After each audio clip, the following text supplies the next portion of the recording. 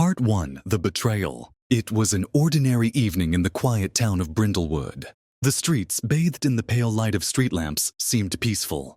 Serene even. But for Emma Pierce, the night had become a nightmare. She walked briskly down the dimly lit alley, her heart racing as she clutched her coat tightly around her, trying to ignore the ominous feeling crawling up her spine. She had received a call earlier.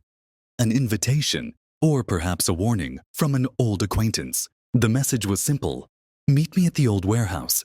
We need to talk." Emma had been hesitant, but something about the urgency in the voice had pulled her in. Maybe it was the desperation, maybe it was the fear she heard, or maybe it was simply her own deep-seated curiosity. She had trusted this person once, years ago, back when the world seemed simpler and more predictable. But now, as she stood in front of the abandoned warehouse, the trust felt like a distant memory. Pushing the heavy door open, she entered the dark building, the smell of rust and decay filling her nostrils. Her footsteps echoed off the walls as she ventured deeper inside. The silence was suffocating, broken only by the sound of her own breathing. Then, a figure emerged from the shadows. "Emma," came a voice, a familiar voice, but one that now sent chills down her spine. It was Jack, her old friend, the one who had once been like a brother to her. He stepped into the dim light, his face partially obscured by a hood. "Jack?" Emma's voice was shaky, uncertain. "What is this? What's going on?" Jack didn't respond immediately. Instead, he just stood there, his hands twitching at his sides. It was a strange sight, the way he was acting. Hesitant, nervous even. This was not the Jack she remembered. I didn't want it to come to this, Emma." He finally spoke, his words slow and deliberate, like he was trying to choose them carefully. Emma took a step forward, confused. "I'll come to what?" "Jack, what are you talking about?" Without warning, Jack pulled out a gun. Emma froze, her heart stopping for a split second. Her mind raced, trying to comprehend what was happening. She had never seen him like this, never even imagined he was capable of something so cold, so final. "Jack, no," Emma whispered, her voice trembling. "What are you doing?" His eyes darted around the room as though he was searching for an answer, but then his gaze locked with hers. There was a brief moment of silence, an agonizing pause.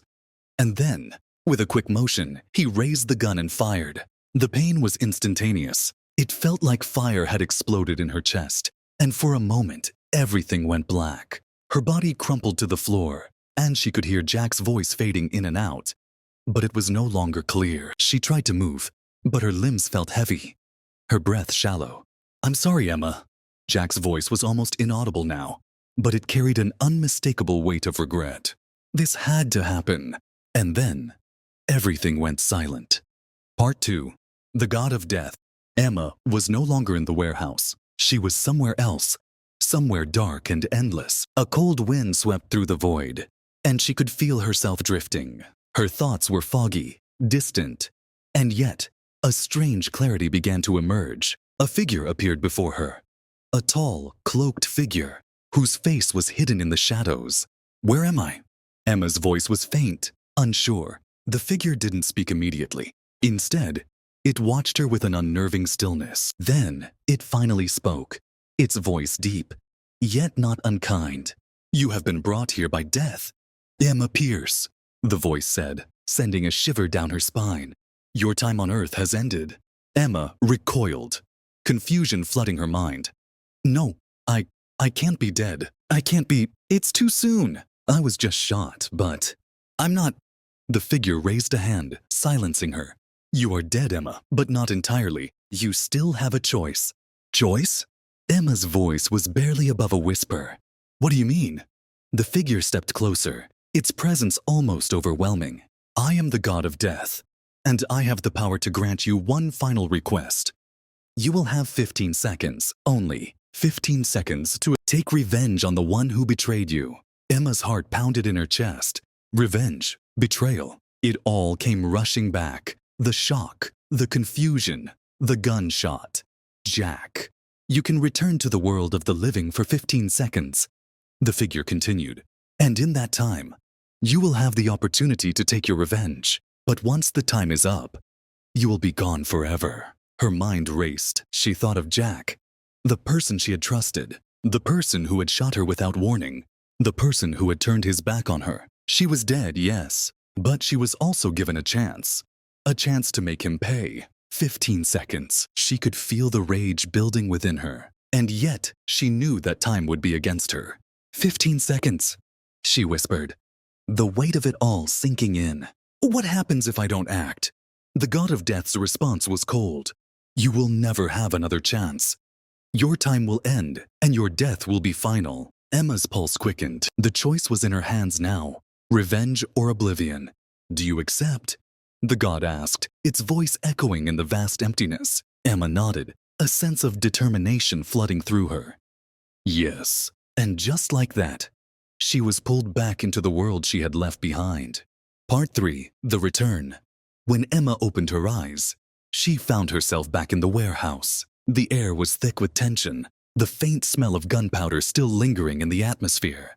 Her body ached, but the pain in her chest was gone. She looked down and saw the bloodstains on her clothes, the remnants of the bullet that had taken her life. But she wasn't dead anymore. She was alive. Alive for just 15 seconds. Jack stood a few feet away, unaware of her presence. He was pacing, his back turned to her. Time was running out. She could feel it.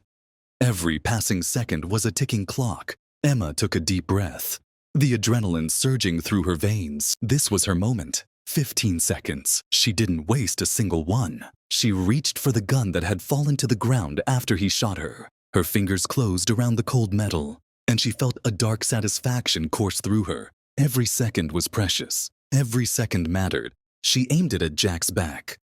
"Jack!" she screamed, her voice filled with rage and heartbreak. He turned just in time to see her standing there, a wild look in his eyes. His face paled as the gun pointed directly at him. "Oh no. No, Emma, you don't understand." Jack's voice cracked with desperation, but it was too late. Emma squeezed the trigger. The shot echoed through the warehouse, and Jack's body dropped to the ground. Part 4. The Consequences. The seconds were up. Emma stood frozen, staring at the lifeless body of the man who had once been her friend. The gun in her hand fell to the ground with a dull thud. Her heart was pounding in her chest. But now, there was no satisfaction, no relief. Jack was dead, but so was she. Again, the god of death's voice echoed in her mind. Your time is over. The price of vengeance has been paid. The world around her began to blur, fading once again into darkness. But before everything went black, she heard the god's final words. You have avenged your death, Emma.